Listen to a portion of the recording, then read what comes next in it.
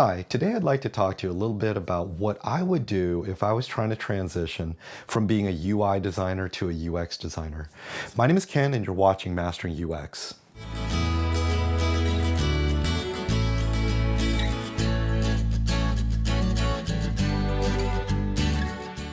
So if I was trying to transition from UI designer to UX designer, the first thing that I would do is try to get my foot in the door with doing user interviews. I know user interviews might seem quite intimidating, that it takes a certain kind of trained, scientific, rigorous method of being highly objective. And there are these kind of skill sets that can be helpful, but I do want to encourage you that any kind of conversation and any kind of listening that you're participating in is going to be a tremendous help to you in transitioning from being a UI designer only on the interface to being an experiential designer who can consider the wants and the needs and really step into the shoes and have empathy for the people that you're designing for. So to get your start in doing user interviews, it really starts with purpose. So purpose starts off with what is your project? Where is your project? And it also has to do with what kind of business risk or business value is there at stake. So let me give you a couple examples. So let's say you're working in a consulting company and you need to put together a discovery document in 2 weeks. So obviously you're not going to have the time to put together clickable prototypes. In such a case, the best that you probably could do is do user interviews. And those user interviews are going to help you understand the wants and needs to generate the kind of features and to understand what's the nature of this project, what are the requirements, what are the things that are these kind of potential opportunities that lie ahead. Okay, another example of business value that's being generated out of your research is, let's say you're working on an innovation project. And that innovation project is at a state where you really don't know if it's going to be successful. You've been given the license to be experimental. So the first thing that you're going to want to do is find out if there's desirability. And so you're going to focus your attention on concept testing. And while you're doing that concept testing, you're also going to take the opportunity to do user interviews where you're discovering and diving deeper on the wants and needs of that user. Okay, the next example I want to give you is, let's say you're working on a project of a mature product. It already makes a lot of money. There's a lot of opportunity for failure because either no, the application is out of date or it severely needs to be modernized. There's a risk that the changes that you're going to make are going to even cause a decline in sales or be this huge transition for the people that are that are your loyal users. So in such a case, you're going to definitely want to make sure that you do rigorous testing on letting people see the navigation, see how they have to get to the things that they formerly used to like. And so you're going to spend more time on usability and get them to perform things that they already do. So these are just some examples of how you're going to want to pivot your purpose according to where your project is, what you're trying to do, where is their business risk, where is their business opportunity. And as you go through the project, you may find yourself pivoting sort of how you do your user interviews, the kinds of things that you're trying to figure out at various points of the project. Okay, so what I would recommend is go back to my video on how to make a UX research deck. And in that deck, it explains what is the outcome that you want to get out of your project. And so there's a slide or a page that explains what is the background overview, which gets into the purpose, it gets into the hypothesis, and then there's another slide for what is the methodology. So those two things are elements that you're already going to need for socializing, getting support, for recruiting participants, getting buy-in from the business. And you want to start socializing your UX research before you actually do it. Once people understand what's your purpose and they get some say and you collaborate with the business to find out what kind of things that they would also like to find out, you're going to get a lot more traction and buy-in and support for future research down the road. Okay, so going back to that slide with the background overview on the purpose, a lot of those elements that I just talked about, those are the kinds of things that are going to go into this kind of slide. Give a summary of what you're hoping to get out of this interview, and also provide a little bit of context on how objective is your study? What is the limitations of your study? I think the way to be a better researcher is to be very transparent about the limitations of your research. Okay, so the next thing I'd like to point you to is getting into the methodology. So the methodology tends to be the very specific things that are going to be in this interview. You're going to include when do you want to do these, who you want to interview, what time do you want to do these, how long do you want to do these, what's it going to look like, is it going to be in person or online, is there going to be clickable prototypes, all the kind of objective static things that are in the plan. And out of all this, I would say the most difficult part is recruiting. So this recruiting piece is something that I want to say is really the second pillar into getting your start into user interviews, understanding how to recruit. Okay, so for recruiting, what I want you to understand is there's a lot of different ways that you can recruit.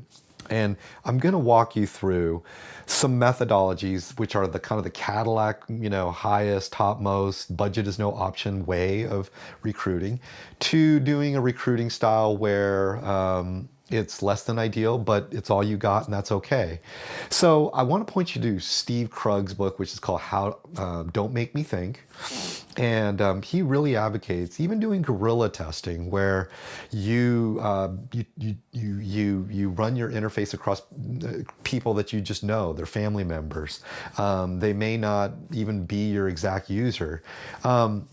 Of course, this is not the first person that you go to, but if that's all you have to work with, you can get very useful feedback on the usability of something, even from people that are not the direct users. Okay, so the next one I'd like to tell you, let's talk about the Cadillac plan. So on the best way is to have well-defined persona groups that you want to interview, be very well informed on what demographics you want to have, and you have all these details on the exact people that you want to interview. And you go through a process of doing a survey so that you can triangulate down to the right demographics, the right situational factors, the right persona groupings, and then you do also a follow-up phone call to screen whether these are actually, the ones that you were really looking for. Sometimes surveys aren't exactly right. And also you want to screen out any kind of reasons why they wouldn't be a good person to interview. You might find out weird things like they actually work for the company, or there's a certain kind of bias that's in there, or they may be people that just have a really hard time communicating for whatever reason. In that case, since you're only interviewing 5 to 6 people, you're not trying to get samplings of tens of thousands of people. You want to make sure that each one of those 5 to 10 to 15 people are quality people that you should be talking to. Okay, so the next thing I'd like to bring your attention to is you can also do what's called a surrogate interview. So a surrogate interview is something, a lot of times it's less than ideal. Let's say you can't talk to the user. Let's say your product is even something that can't be talked about. And so in such cases, you talk to people that they can empathize with the user. They talk to the users. They know the users.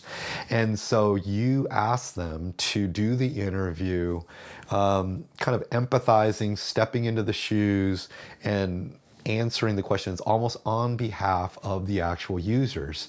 This is not ideal because they're not your users. They may not talk to even the representation of your users.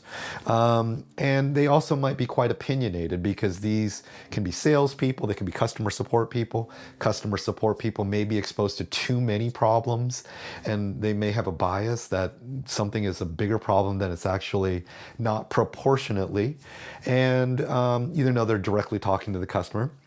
And another one is you might be talking to a salesperson and they may have even an agenda on why they would like to see certain kind of features pushed. So there's limitations to this, but again, by doing this kind of interview and really kind of setting up the interview right, you can still get a lot of value of this kind of interview. Okay.